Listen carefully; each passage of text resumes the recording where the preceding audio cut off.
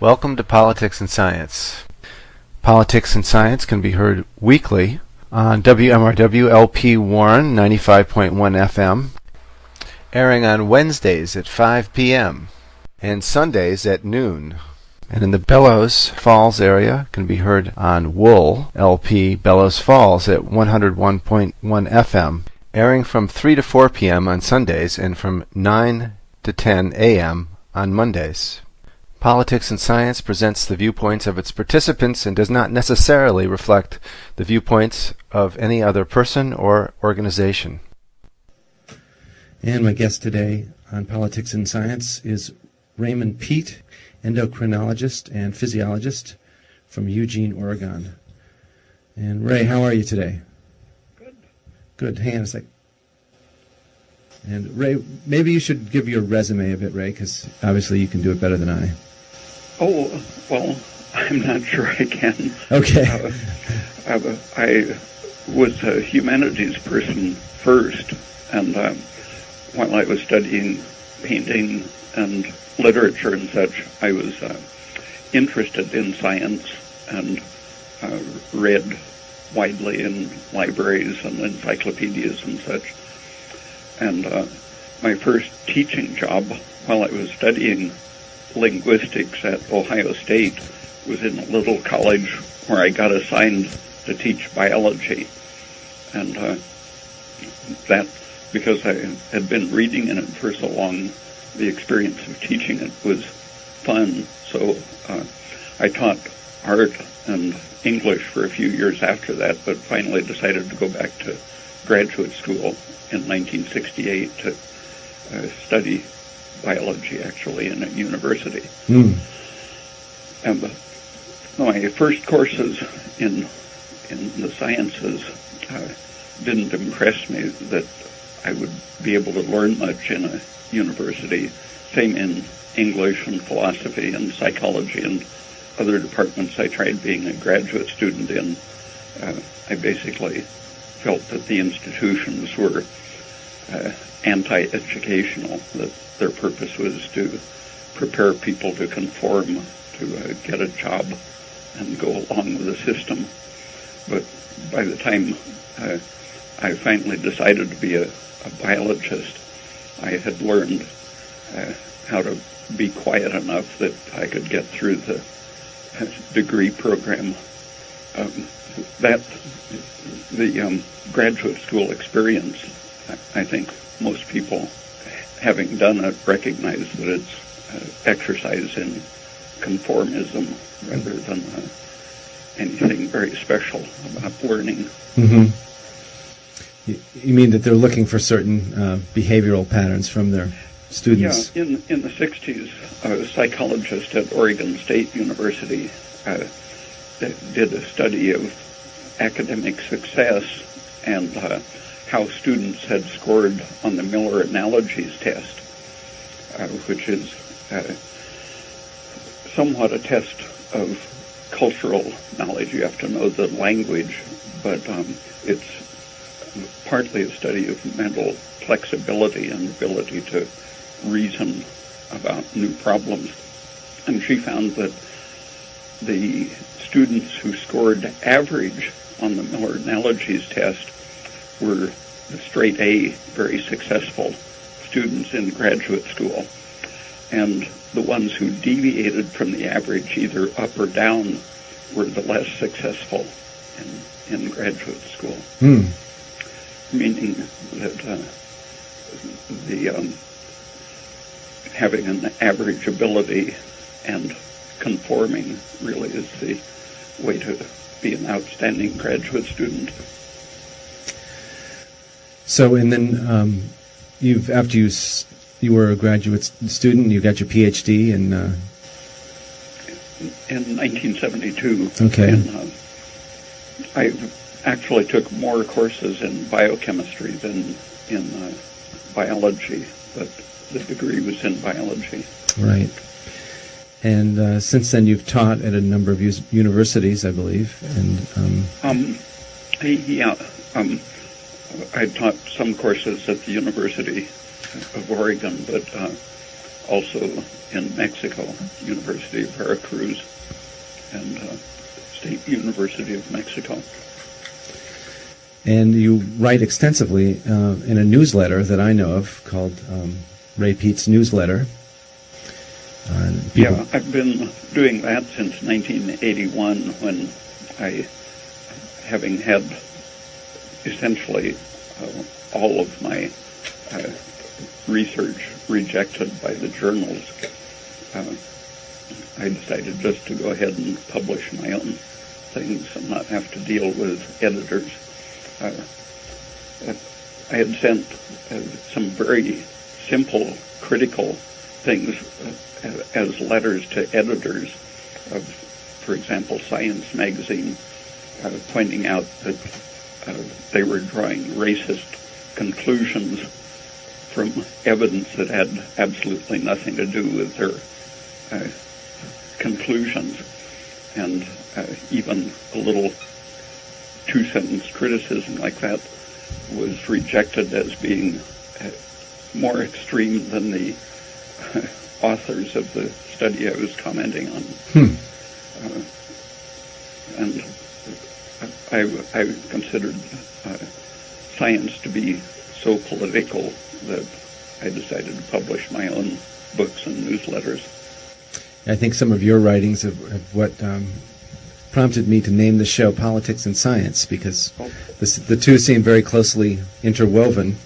In fact, they seem to be able to not escape from each other, and to the detriment of science, I'm afraid. Yeah, in the 50s, including when I first started teaching biology, my course was officially named Biology Introduction for Physics Majors. And since the students were planning to major in physics, I thought that the biological work should find something that would relate to their interests. And I thought that information technology, how the organism was interpreted as information, and radiation biology, how the organism interacted with radiation. I thought those were things that would be important to physics majors. And the radiation issue, when the students got interested in reading what the government was saying about the safety of radioactive fallout, that caused great turmoil in the trustees of the university, and they invited a professor from University of Illinois to apply for my job. And when he arrived, his invited speech on a topic of his choosing was on radiation biology. And he said he started his lecture looking at his wrist and saying, "You notice I'm not wearing a wristwatch." He said, "I realized how much radiation was being emitted from the dial and threw my watch away in a radioactive disposal." And he not only didn't get the job he had come to apply for, but he got fired from the University of Illinois. I wonder how many they had to go through before they found a proper replacement for you. I never heard. Yeah, well, it sounds like you're not alone out there. And I know at one point you recommended to me a book called Cold War in Biology, which certainly speaks to the politics that are go along with the science. Yeah, that's a good introduction to the politics of genetics in a broader sense, not just the racist genetics that they were teaching in American universities, but the whole history way back to the 19th century. Yeah. And maybe at some point we can cover that again. I was hoping today that we'd talk about fats somewhat, seeing that's still a subject that's in the news all the time. The government always makes recommendations for what kind of fats you should be eating, and they seem to change their minds about every 5 years or so, they come out with a new proclamation. For a while, they were telling you to avoid. I remember when I was growing up, they told you to avoid greasy fried foods, which I think at that time was vegetable oil, or I suppose it could have been coconut at that point. But I think a lot of people were frying their foods, and Wesson oil was the standard in the 50s when I was born in 55. So probably 1960, I became aware of things like that. And then at some point they did tell you that those fats were good for you, the vegetable oils, and that the thing to avoid was butter. Yeah, the Wesson oil was cottonseed oil. Oh, was it? And I always thought that was corn. well, maybe it was at some time, but in the 50s, when I investigated it, it was cottonseed oil, and that has a long history. Way back, Mark Twain, in one of his books, That's right. Told about hearing a conversation in the, I think, 1860s. People were on his boat talking about how they were going to make Americans eat cottonseed oil instead of butter. That's right. Yeah, talk about, there's a fat conspiracy for you. And I think I read that. They were taking olive oil from Italy and then cutting it like 10 to 1 with cottonseed oil.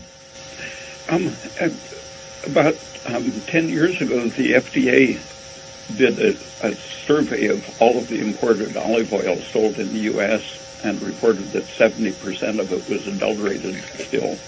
Is that right? Well, that's not too encouraging. So I was thinking, if you feel like it, maybe we could start with a bit of the history of fat consumption, sort of what's traditionally been eaten by humans and how that's evolved in the last century or so. In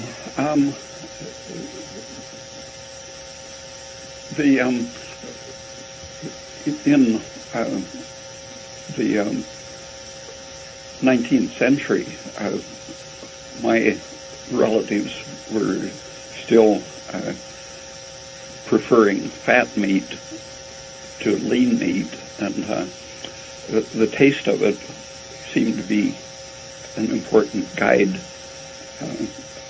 People really didn't trim the fat from their meat because it tasted good. And it was fairly isolated areas where they used the exotic oils, like extracted oils. Usually they just ate either oily fruits, the coconut itself, or avocados and sunflower seeds, and fat poultry and fat beef and pigs and so on. But in, I guess, around the 18th century was when the industrial market started promoting cod liver oil and some of the seed oils, but even fish oil was primarily used for varnish and lamps right up until the time of petroleum, when petroleum became so cheap. Then the plant and fish oils became too expensive, and they went looking for new markets. The coconut oil is easy to get out with primitive technology, and so the Oriental countries where it was grown, they would boil the semi-dried coconut meat and float off the oil, and it was very cheap and was being used to feed chickens and pigs and such in the United States, and to make Oreo cookies, for example. and just because of its cheapness and that it didn't get rancid. But the agricultural industry in the 40s experimented and found that even though it was cheap, it stimulated the animals' appetites and metabolic rates and caused them to eat more food and gain less weight. And the one reaction was to use chemical poisons to slow their metabolic rate by poisoning the thyroid gland. And another discovery was that if they used fish oil or linseed oil or cottonseed oil, any of the unsaturated fats, they could slow the metabolic rate and make them put on fat more cheaply. So the seed oil industry now had a fairly good market in feeding pigs. But around that time, around 1950, the petroleum chemists found a new use for petroleum other than fuel, making paints and plastics out of it, where the fish oil and linseed oil had been major bases for making paints and varnishes. Now those markets were lost. And so the linseed oil industry in particular looked for new ways to sell their products since the paint market was drying up. And that was when the oil as an essential nutrient idea started being promoted. The study that has been cited for many decades was performed in connection with the lard industry, but that claimed that unsaturated fats were essential nutrients, and so the linseed oil industry, because their product is rich in unsaturated fats, picked up that isolated bit of research, which happened to be fairly unscientific because they had neglected or ignored or suppressed the studies which previously had demonstrated that animals thrived on a diet completely lacking the unsaturated fats, or any fats, in fact. But that study was so promoted by the oil industry that it created the idea that the unsaturated fats are essential nutrients. So even though they claim they're essential, you're saying there was an experiment where animals thrived without them? Yeah, starting about 1910 to all through the 1920s, there were several experiments in which animals were actually healthier when they didn't get any of the fats. A German study that I saw, an abstract in Biological Abstracts, it was published in 1927, showed that as the animals received less fat in their diet, the incidence of cancer decreased, and the cancer rate was directly proportional to the amount of fat in the diet. And that study and the others that showed increased longevity were ignored in the research that claimed the essentiality of the unsaturated fats. Yeah, I mean, you hear that from so many people that they're essential, and I know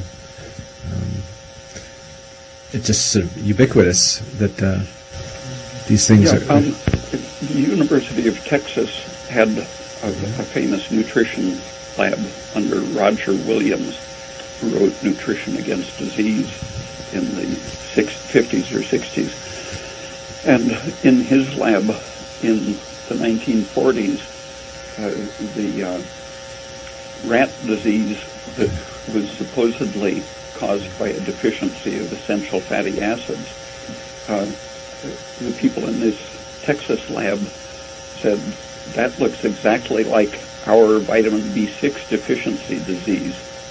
And the B vitamins, only one or two of the B vitamins were known at the time the original research was done, but in the 40s they had identified the deficiency disease specifically caused by a vitamin B6 deficiency. And so they reproduced the diet fed in the 1929 research to their animals, but gave them vitamin B6, and it completely cured the essential fatty acid deficiency without any essential fatty acids. And the apparent interpretation of what had happened, why the fat-free or low-fat diet caused those symptoms, was that the essential fatty acids suppress the metabolic rate, as the pig farmers demonstrated. And when your metabolism is suppressed, you don't eat as much food or drink as much water. And so your nutritional requirements are depressed. But if you stimulate their metabolism by not giving them the suppressive essential or unsaturated fatty acids, then you will reveal a vitamin deficiency. And as your metabolic rate increases, you eat more protein, and to process that protein, you use up your vitamin B6 faster. So, do you think people are thinking that that these symptoms that are caused by the vitamin B6 deficiency, they're blaming it on the lack of these EFAs? There have been a few other isolated studies through the 50s and 60s. Usually, one patient would get eczema, and that would get published as proof that the essential fatty acids deficiency disease existed. But at that time, when they were giving a fat-free diet, they were often giving intravenous feeding, and their concept of complete intravenous nutrition until well into the 1970s was radically deficient in several of the essential known nutrients. Zinc, for example, wasn't included. And a biotin deficiency can produce some of the related symptoms. And when your metabolic rate is high and you metabolize more protein, that's one of the deficiencies. Zinc, biotin, B6 are among the first deficiencies to show up when you're having a high metabolic rate and eating protein, but not a very rich vitamin source. I see. So you're saying the control group that wasn't being given the quote essential fatty acids weren't getting any minerals and vitamins. Several of the publications were on intravenous feedings that they called complete nutrition. Right. And even hospitals were keeping babies on this intravenous feeding, and they, even though the nutrition journals knew what the essential nutrients such as zinc were, hospitals refused to include them because doctors weren't doing it, and it was just the nutritionists who said humans needed zinc. So it's a little confusing because I think people think, they have a symptom, say eczema or something like that, and they're some naturopathic consultant tells them to eat what is it, flax oil or something like yeah, that. if you suppress your metabolism, you can get under the metabolic rate at which you need a certain amount of nutrition, and so you can cure a vitamin B6 deficiency or a biotin or zinc deficiency sometimes just by taking a toxic thing that suppresses your metabolism. So you're saying in the long run, though, that has other bad effects. It's the same with, for example, fish oil to suppress inflammation. But even people who were advocating its use published reports showing radical suppression of immunity by eating a moderate amount of fish oil. David Horobin, for example, went on advocating polyunsaturated fats therapeutically, even though he published evidence showing decisive suppression of the immune system. And you can get away with that for 6 months or a year, maybe a couple of years, suppressing inflammation just by knocking out your immune system, but it's not good in the long run. Right, and you also hear on the fish oil front, you hear that I know some people take fish oil to fight depression. And what's your take on that? Oh, I've read all of the publications on it, and some of them say it makes depression worse. Some say it doesn't do anything. These are the studies you've seen. Yeah. And if you select the few that say it helped the certain group, you can truthfully report that this group improved, but someone else reporting that their group got worse on fish oil. If there's a bias in the journal, who gets published, then you don't actually see the empirical data that existed in the world, but not in the medical literature. I see. I just read a quote that you had used in one of your newsletters from somebody who used to be the editor of the New England Journal of Medicine. Marsha Angel. Yeah, what was that quote, Ray? Do you remember? No.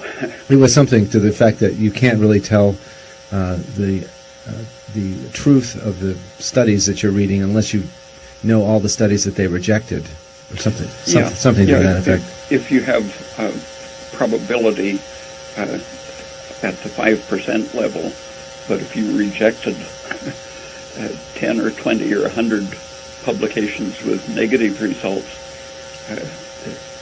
you're biasing the statistics. Well, maybe we should. I don't think we've quite actually covered all the different fats. I mean, most people have questions about. They probably want to know, what is bad and what is good. Like, is canola as bad as cottonseed oil and those kind of things? Maybe you could cover the spectrum there for a minute. In the 1960s, there was a lot of concern that there was a special toxic fat in mustard oil, rapeseed oil. And so they bred a variety that didn't have that particular fatty acid, and that became canola. But meanwhile, Hans Selye was experimenting, and he showed that giving rapeseed oil would typically cause spots of tissue in the heart to die. And the mainstream medicine said that was because of the toxic fatty acid that the breeders were eliminating.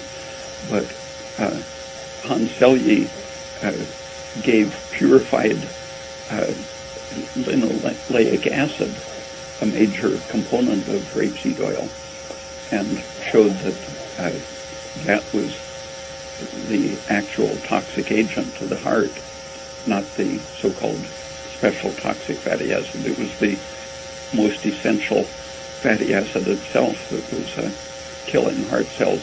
And he added chocolate fat, cocoa butter, to the diet and that protected the heart in spite of the same amount of linoleic acid in the diet. Adding stearic acid in the cocoa butter was protective. I see. So it's the ratio that is important. One of the early rat studies that got me interested in coconut oil was putting, I think there were 15 different groups of rats on one series was pure coconut oil, high fat, low fat, and medium fat. Another one was pure unsaturated, I think it was corn oil, high, medium, and low. And they kept them on that diet throughout their lifespan. Mm-hmm. And at the end of the normal lifespan, the fat rats were the ones on an unsaturated fat diet. The lean rats were the ones on the coconut saturated fat diet. And the quantity of fat they ate didn't make any significant difference. It was the ratio, the degree of unsaturation corresponded to the degree of obesity at the end of their lifespan. So the high-fat, low-fat isn't the issue. It's the unsaturation that is the problem. I see. And a series of French publications in the 1980s really defined what the pig farmers had demonstrated practically. The French showed biochemically how it works by using specific fatty acids on animals and examining the effects on different components of the thyroid system. And they showed that increasing the number of unsaturations, the two double bonds was worse than monounsaturated, and three double bonds was worse than the two double bonds, and the worst was the multiply unsaturated. And every component of the thyroid system that they examined, from the secretion of the hormone from the thyroid gland, its transport on proteins through the blood, and the cell's response to it, each of those components was selectively inhibited in proportion to the unsaturation of the oil that the animal was getting. It very neatly explained what the pig farmers found out economically. That by slowing down the metabolism of the pig, it would gain weight. Yeah. With the unsaturated fat diet. Uh-huh. This is probably, we should devote a whole show to the thyroid itself, but perhaps you could just, I think a lot of people are not knowledgeable about what the thyroid does for them in their body, and perhaps you could just summarize that. Oh,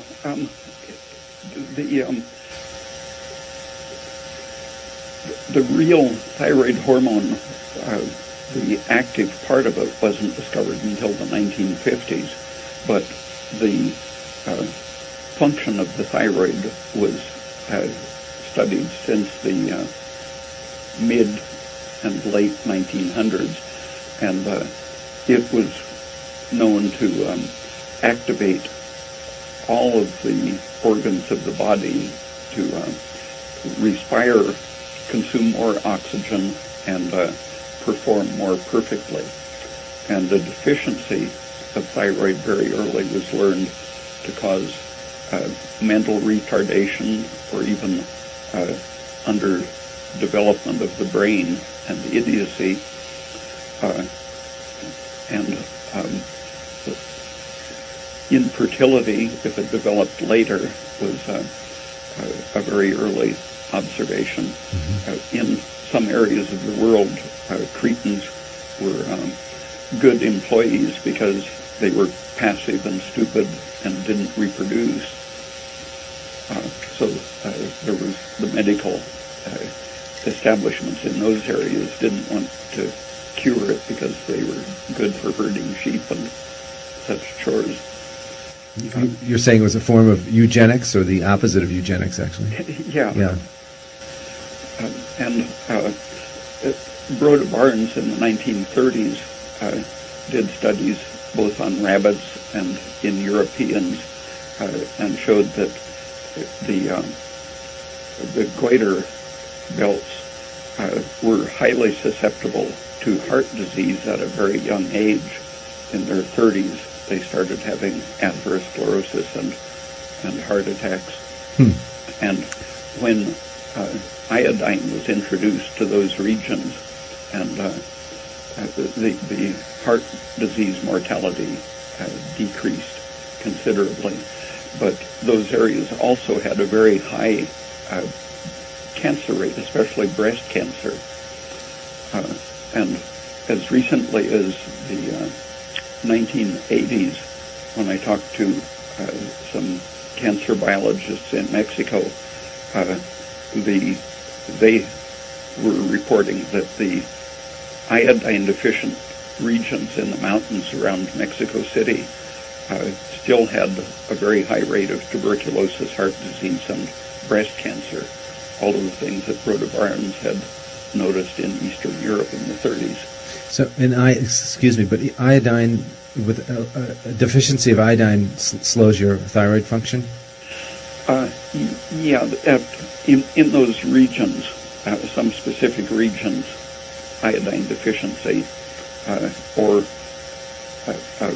iodine deficiency resulting from some particular food or contaminant, in those areas, iodine deficiency was the thing that could be remedied. But in many areas, the diet interacts with limited iodine, so that it isn't just an iodine deficiency, but it's eating vegetables that interrupt the formation of thyroid, even though there is some iodine in their diet. The cabbage family and the unsaturated fats are the two most famous causes of interrupted formation of the thyroid hormone. And people with low thyroid get goiters, which are big protrusions. The pituitary gland produces thyroid-stimulating hormone that compensates when your thyroid is being blocked. Naturally, estrogen inhibits the thyroid release too.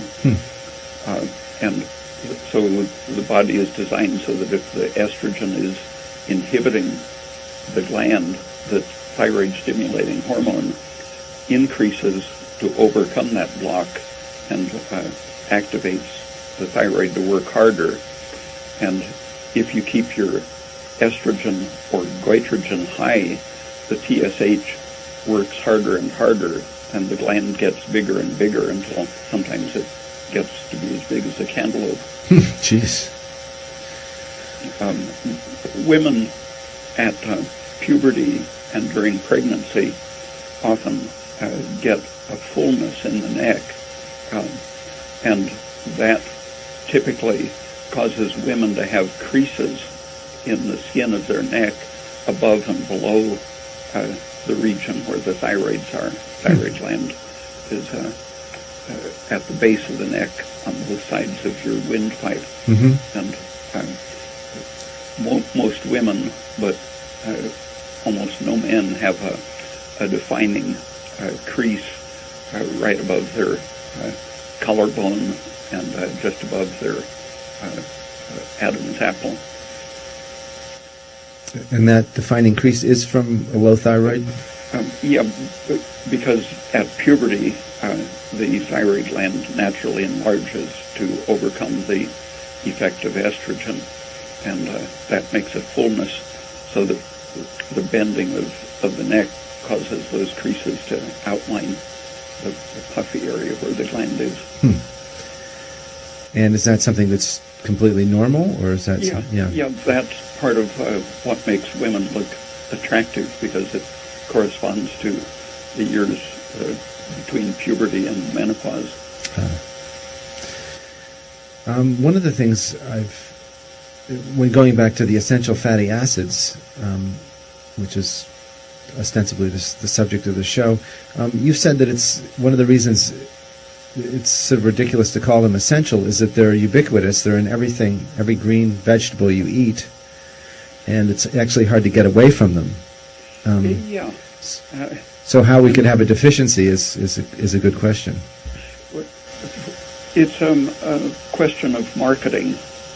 The idea that you could be deficient in something that is in every organism, even tropical organisms.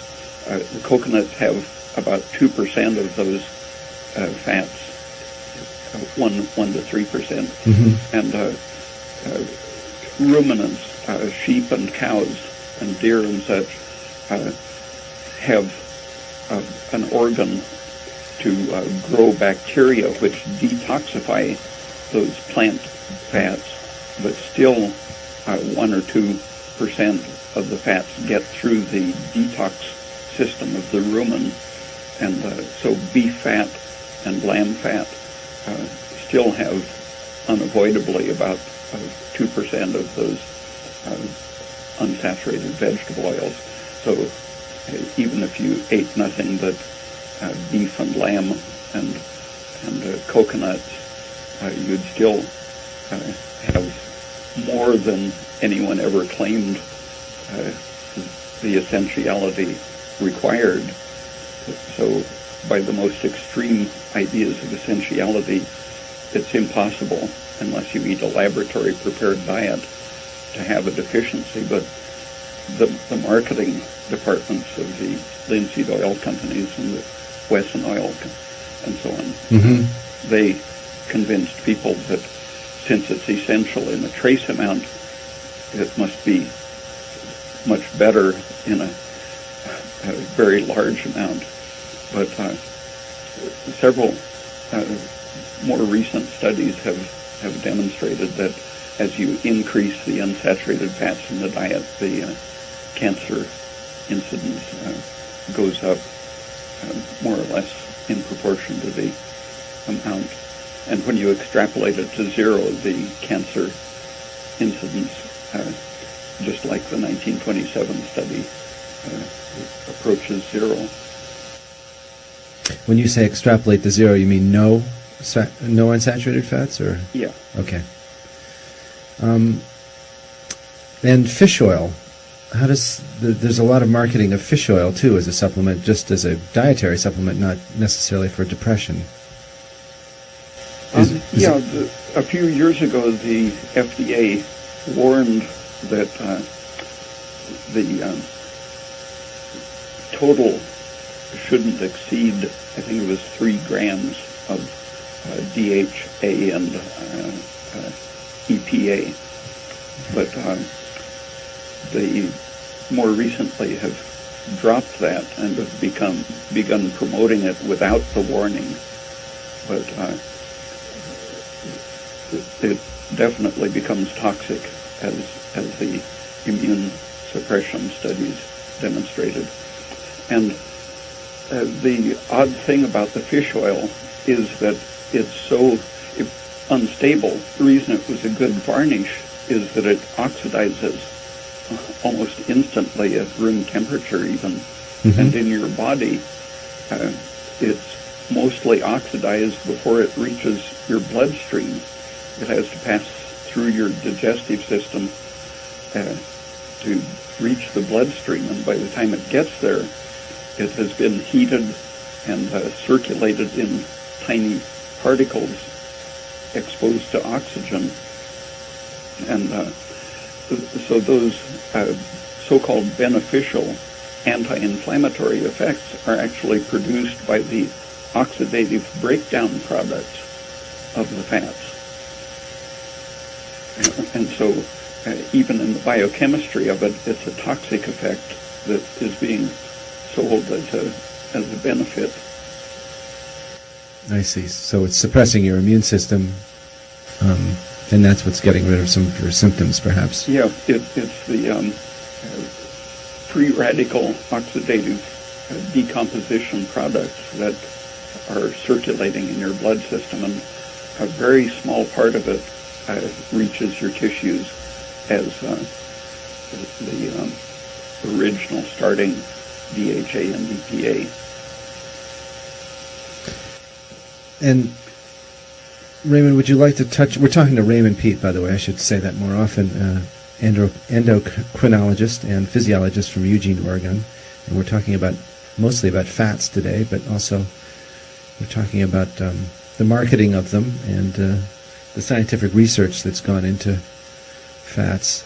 And how much does the marketing affect the scientific research? The media seems to still be very down on saturated fats and still promoting unsaturated fats. Yeah, and they apparently have taken over the government, because I see the government has basically a promotion of fish oil on their website. And would that be the FDA? Is that the FDA, or what's the website? Okay. And the industry, just like the soy oil industry, has subsidized research on the health value of soy oil. The fish oil industry is now rich enough that they are sponsoring conferences and paying researchers to produce studies and getting people on editorial boards of the journals. And it's just like the atomic energy industry controlling the research on the safety of radiation. It's the health effects of the fats are being promoted by the industry, not by objective science. Yeah, and I think a lot of people are familiar with the global warming being contested by the oil industry and all of the money they spend on research. Mm-hmm. Now, you mentioned cancer in terms of unsaturated oils. Does that apply? I guess fish oil is also a very unsaturated oil, and that applies to fish oil as well? Except that the shorter 18 carbon oils that you get from seeds fit into our enzyme systems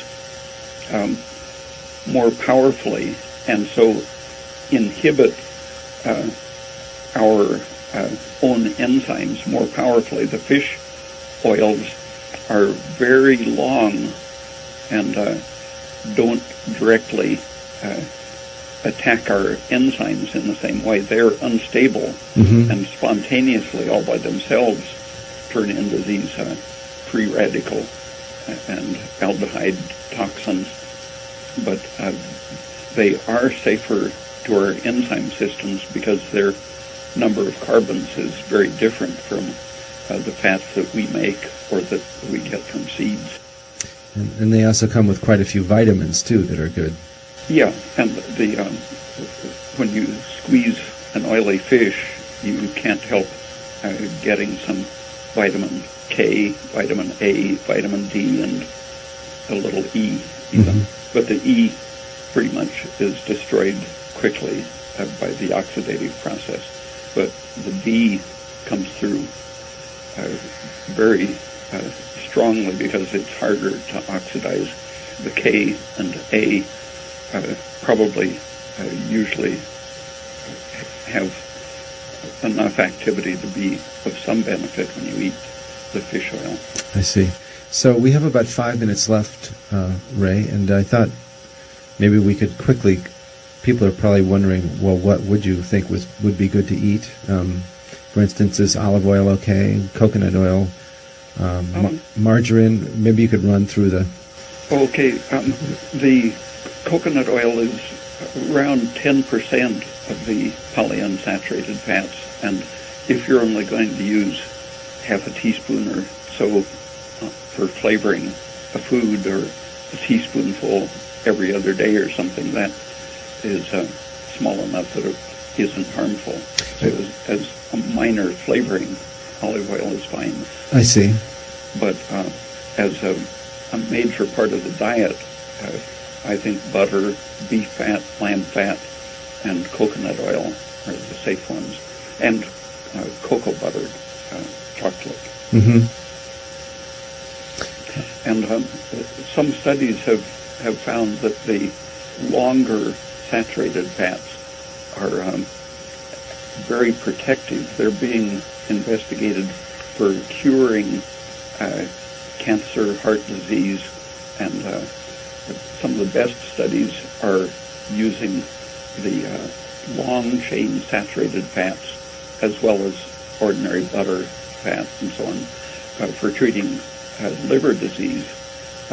Alcoholic hepatitis, for example, is being successfully treated with saturated fat, because about 20 years ago they noticed that alcoholic liver injury requires the polyunsaturated fats in the diet. Some Hindus noticed that in the areas of India where they have primarily butter, alcoholics don't get liver disease at the high rate that they do in the areas that get the unsaturated fats.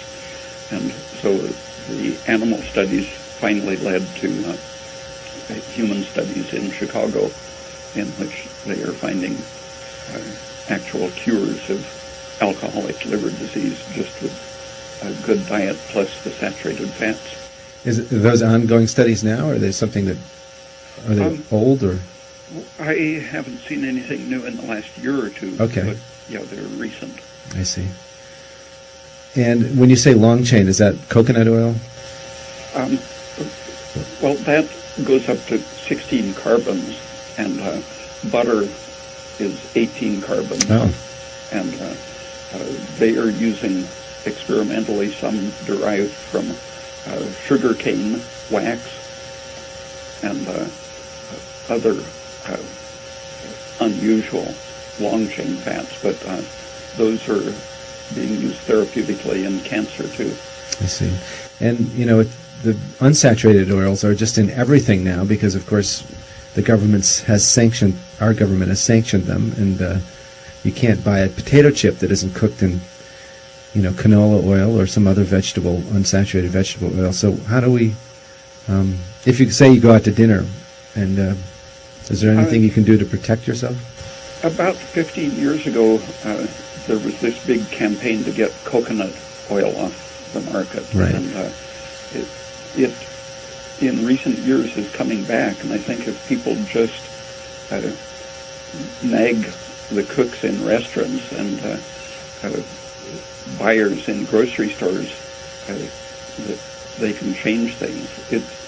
It's changing back in the last few years to people demanding that they get real butter and other saturated fats in products.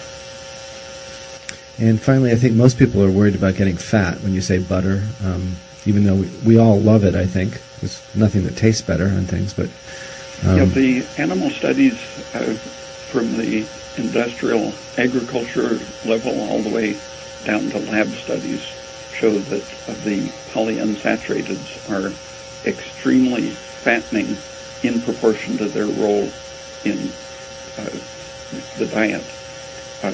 The proportion to the saturated fats is more important than the actual quantity of fat. So people who...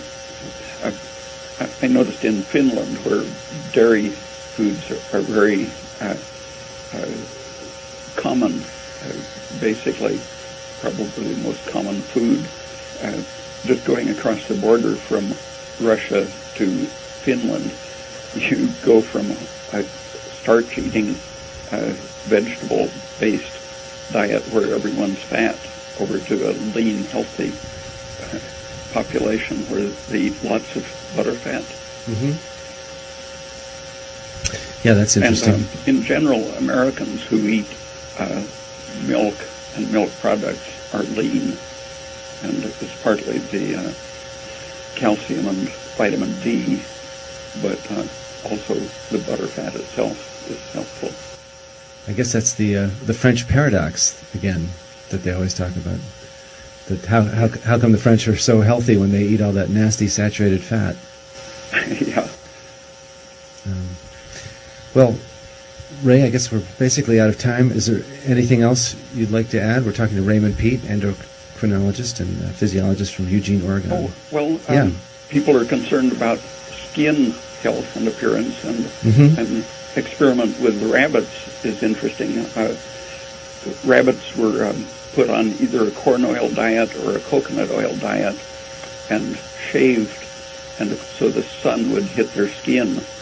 And those on the unsaturated corn oil diet got wrinkly, sun-damaged skin, and the ones on the saturated fat diet, the sun was relatively harmless to their skin. Yeah, that's kind of telling, isn't it? Well, Ray, thanks so much for being on today. The hour blew by in what seemed like a couple minutes, and I appreciate you doing it. Okay, thank you. And I'll give out your website and contact, just your website information for people. Okay, very good. Thanks, Ray. Bye-bye. Bye. And that was Raymond Peat. I hope you could hear some of that. His voice was very weak. But Ray Peat's website is raypeat.com if you're interested. It's that simple. Ray Peat, spelled R-A-Y, and then P-E-A-T.com. And he has a lot of excellent articles on his website. If you have any questions for Politics and Science, you can direct them by email to politicsandscience@madriver.com. That's politics, A-N-D, science at madriver.com. Archive shows can be found at radio4all.net. That's radio, the number 4, all.net. Politics and Science presents the viewpoints of its participants and does not necessarily reflect the viewpoints of any other person or organization.